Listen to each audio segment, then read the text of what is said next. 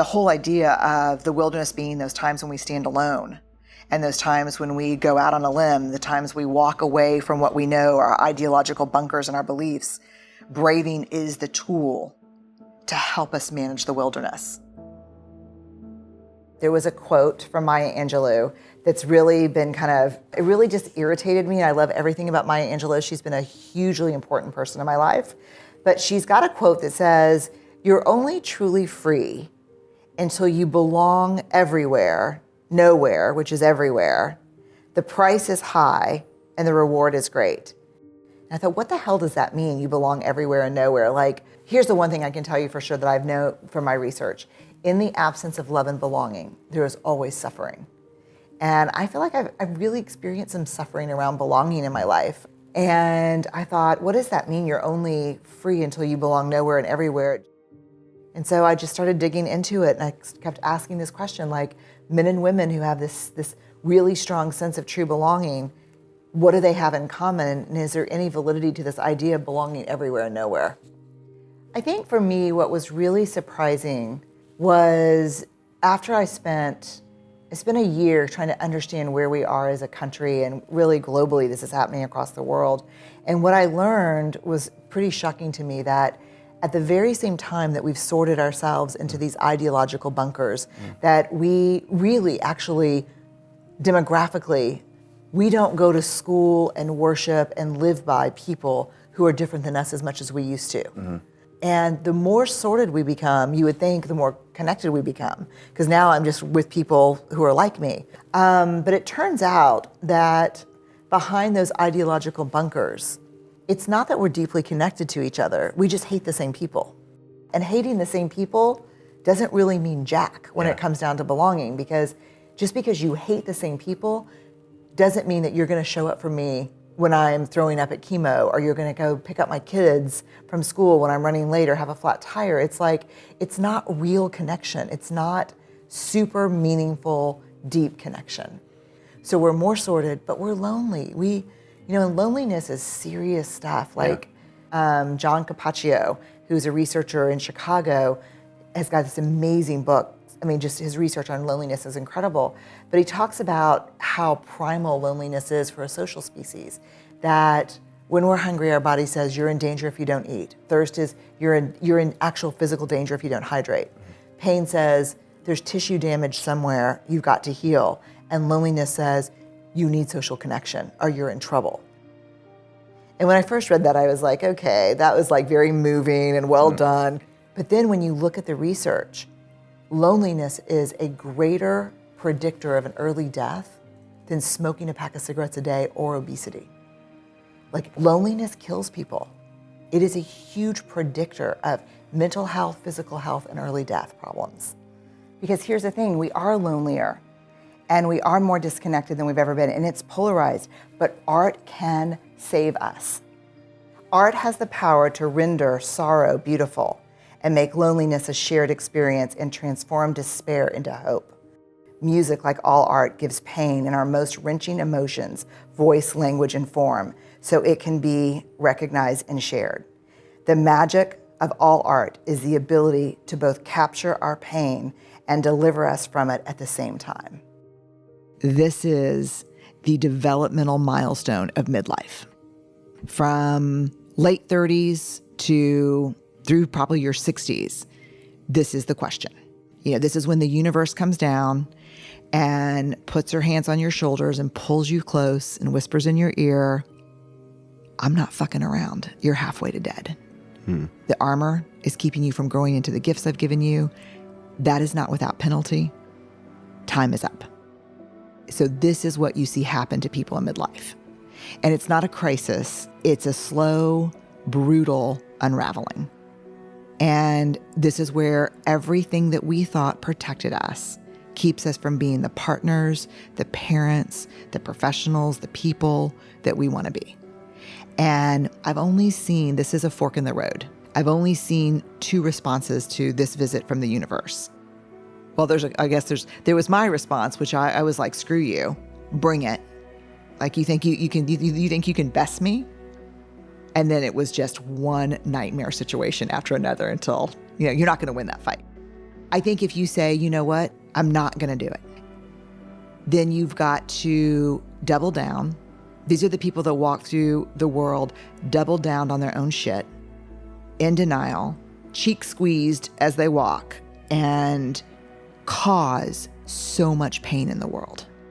Because it is so much easier to offload pain than to feel pain. And so you really have a choice in midlife. I'm not saying just pull off all the armor and streak through Austin, because I think you can replace the armor with something. I think it's curiosity is what you replace it. You just become very curious about yourself, about the world. Why did I react that way? Curiosity is really the superpower for the second half of our lives, because it keeps us learning, it keeps us asking questions, and it increases our self-awareness. So I want to tell you about something that changed my life as a creative person. And it's a quote from Theodore Roosevelt, and it has completely, I know it sounds cheesy and cliche to think a quote can change your life, but sometimes when you hear something, when you need to hear it and you're ready to hear it, something shifts inside of you. And so my story is that I am a researcher, and I never thought I would have a big public career. And so I did a TED Talk that went very viral. And in the wake of that, I was kind of everywhere for a couple of months, on every CNN.com, NPR. It was everywhere, and something I wasn't used to. And the marching orders from my therapist and my husband were, do not read the comments online. So I read all the comments online. And so one morning, I woke up and there were 2 or 3 new articles out, and I started reading the comments. And they were devastating. They weren't about my work, they were about me. They were super personal. And they were the things that creative people play in their mind and then give up doing what they really want to do. Like if I asked every single one of you, what would you try if you knew people would never say this about you? What would this be? So that morning, Steve and the kids leave. I stay home. I get on the couch and I watch 8 hours of Downton Abbey. So I get out my laptop and I do a search for who was president in the United States during the Downton Abbey era.